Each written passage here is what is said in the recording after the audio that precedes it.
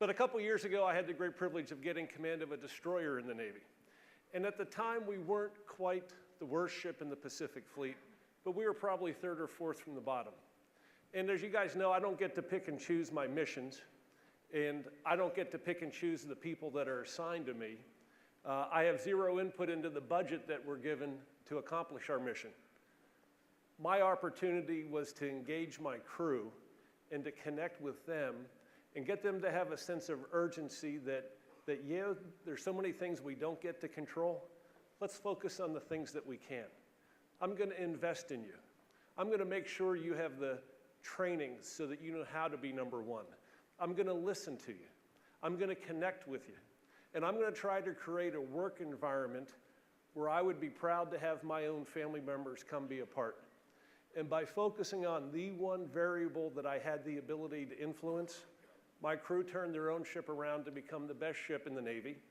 And for our efforts, we got featured in the Harvard Business Review and Fast Company magazine. And the reader response to these articles was so overwhelming, I was asked to speak at a business conference down in Naples. 1,000 business leaders from around the country were coming to this two-day conference. And the problem was I had never spoken in public before. And I figured I'd be a breakout speaker speaking to 30 or 40 of the 1,000 people in attendance. And I got to Naples and looked at the program for the first time to discover that over the two-day conference, there would be just 3 keynote speakers. The first one was the guy who founded Visa. The second one was a guy by the name of Tom Peters, who gets paid $100,000 a speech and has a private jet to take him there. And the third keynote speaker was the schmuck from the US Navy, who paid his own way on Southwest Airlines to get there. And I was so nervous, I got no sleep the night before.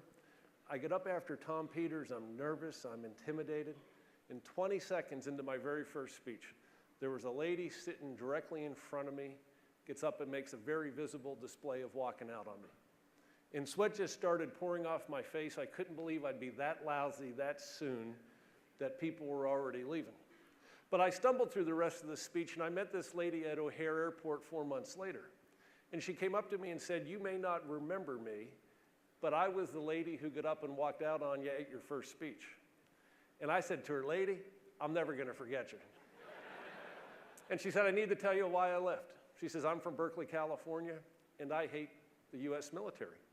And she said, "I didn't think there was anything I could possibly learn from anybody in your line of work, so I was going to go do voicemails and emails."